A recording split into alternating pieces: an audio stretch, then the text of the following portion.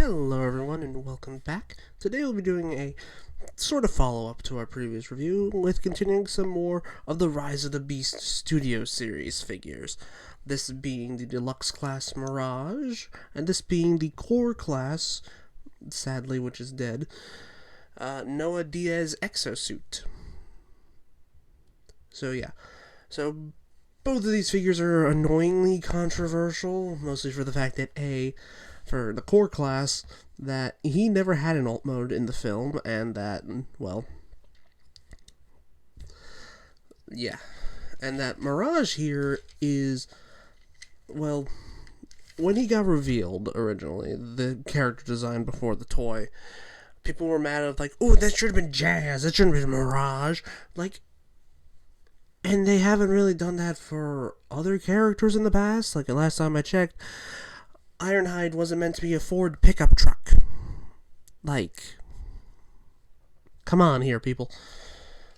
And honestly, I don't mind it. Hell, they kind of made a little joke in the film referencing Mirage's, like, F1, not F1, his, like, race car sort of design. But, like, he could always transform into that. They got the Porsche branding for this, so they decided, like, hey, we're going to make him a Porsche because they can get the license. And Porsche approved it. And this car is beautifully painted in all silver here with metallic, with gray for the majority of the robot mode. And, like, it looks beautiful as a car. It is surprisingly accurate. But, and this is where the big but comes in, because of the licensing, and the same problem goes for NIGHTBIRD here, who was my previous review, where it is accurate to the car mode. That doesn't really help the robot mode, unfortunately. And you'll see that when we get to transformation. So yeah, that also. So, a bit smaller. But yeah. Supposed to do that. But yeah, so we'll start off with his transformation first, and then we'll go on to Noah's because it's very simple. Okay, so start off with remove the gun from underneath here, which stores pretty neatly. Just stores in between these two tabs right here. Then also you can get a good look at the face here underneath, and that is a excellently molded and painted face.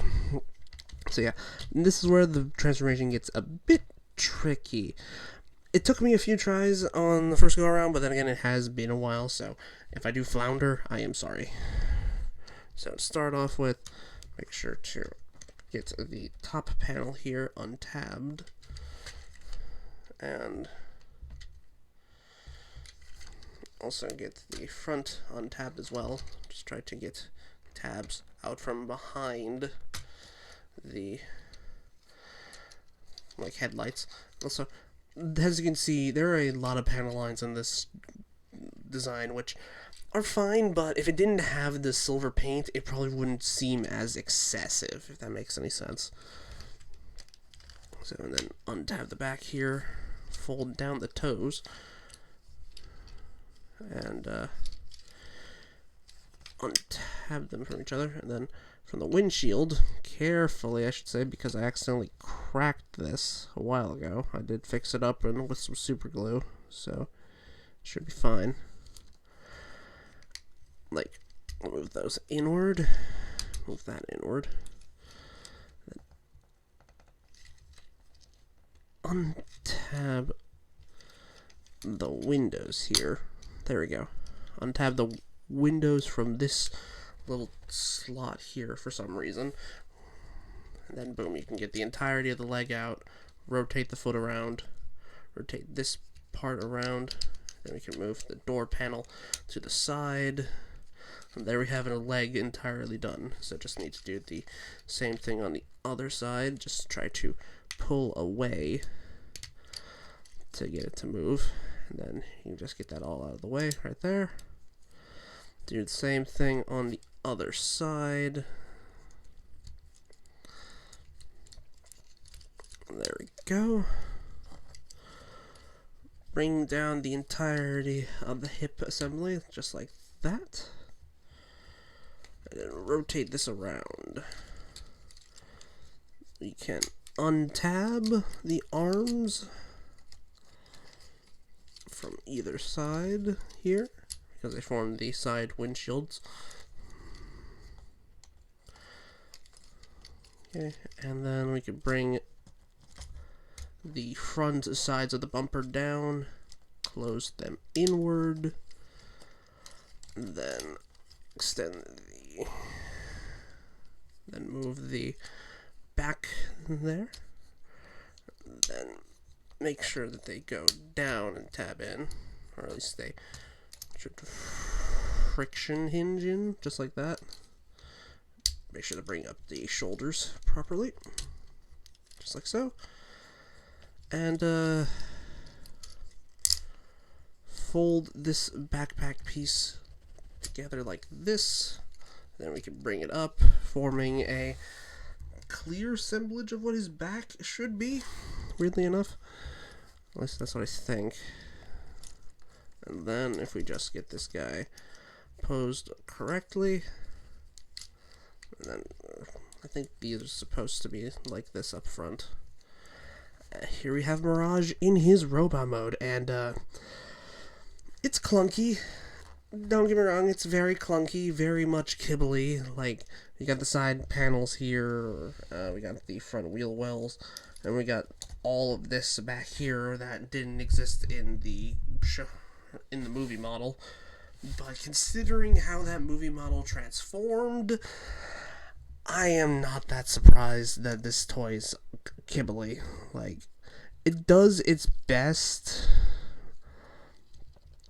with what it can, but if they made some of the kibble detachable, kind of like how on I think they did it on Crosshairs, the last night version, where you could take essentially the entirety of the top of the car off because it was on a ball joint. I wish they kind of did something similar here instead of pinning it on like here. That, or at the very least, make the doors down here optional. Like they're on like 5mm pegs or something. Like, I feel like that would have made this a lot better and made the posability a bit better. But we will focus on that after we transform the Exosuit.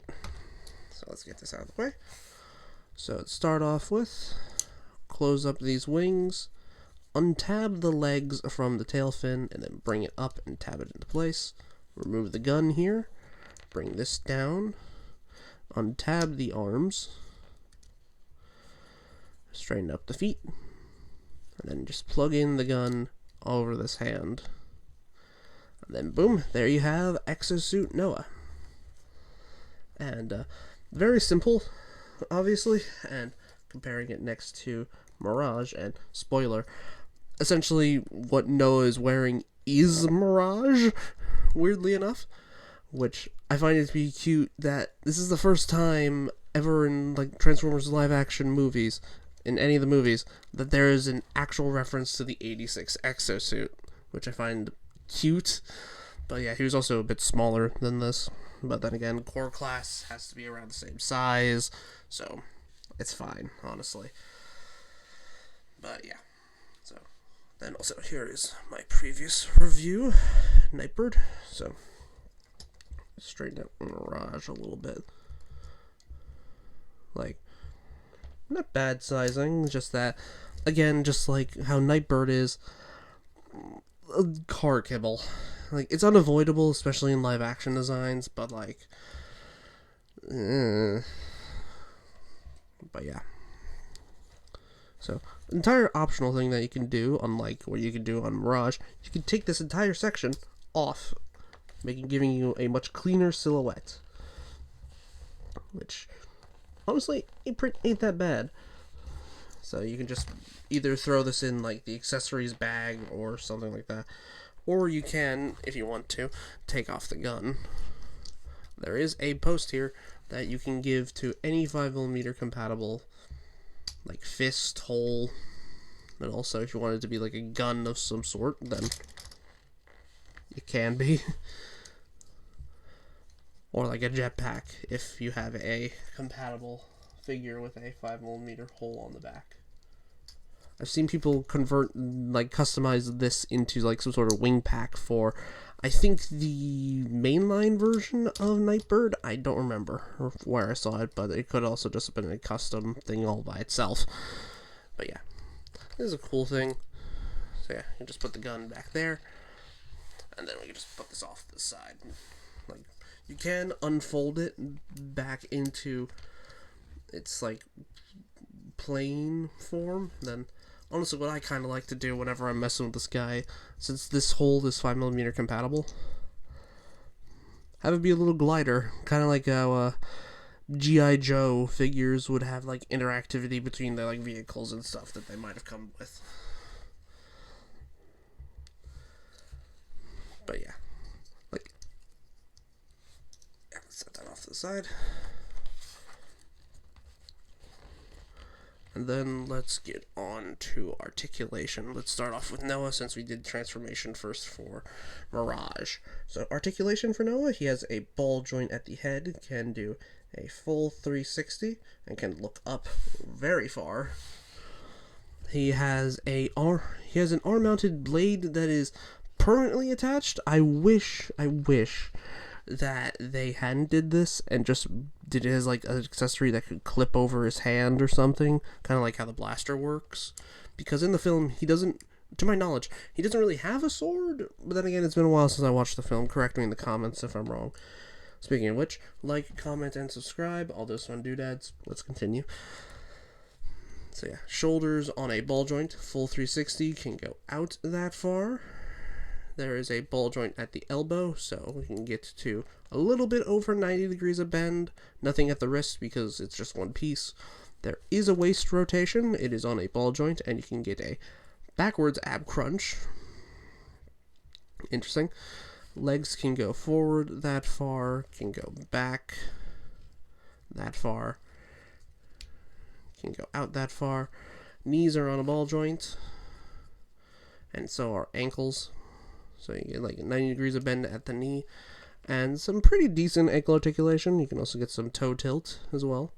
Also, little molded thrusters at the bottom of the feet, which I find to be cute. But yeah, so honestly, a pretty decent posable desk toy. I am surprised that not many more people like this guy, because this is honestly kind of like a perfect fusion of what a G.I. Joe those minifigures should have been, and combine it with like Transformers level of detailing, if that makes any sense. But yeah, like, I really like this guy. So let's get this out of the way. Let's get on to his articulation. So for articulation at the head, his head has a ball joint, can tilt side to side, do a full 360, even have the little molded like headphone bracket like down at the back. And also nicely painted eyes, if you can see them. Like, I really do like that. Shoulders are on a hinge ball joint combination, so you can get that high up when you're bumping into, the kibble back here, but if you rearrange it like that, you can get more. Honestly, I might just leave it like that, actually. Full rotation at the ball joint. Again, there is a bicep rotation. Elbows can go a little bit over 90, and there is a wrist rotation, though I would be cautious because the entirety of the arm here is in clear plastic. I know why they did it, because this being the side of the car, or at least the windshield part, but I do wish they just cast that entirely out of like solid plastic. Like, it would have been fine, they could have just painted it, but it is what it is. There is a waist rotation. You're not going to get much out of it because it bumps into the kibble back here. The legs can go all the way up, though annoyingly, if you readjust the kibble a bit, you can get a little bit, like, you can get kind of 90 degrees, but like there's a bunch of stuff in the way, annoyingly. And there is thigh rotation. It's just that you're going to get more inwards than you are going to get outwards because of the, again, these. So, and then a ball joint at the ankle where you get more outwards than you do inwards, which is weird. And you do get some toe articulation because it's just on transformation hinge. So, yeah. So, do I recommend this for the best version of Mirage?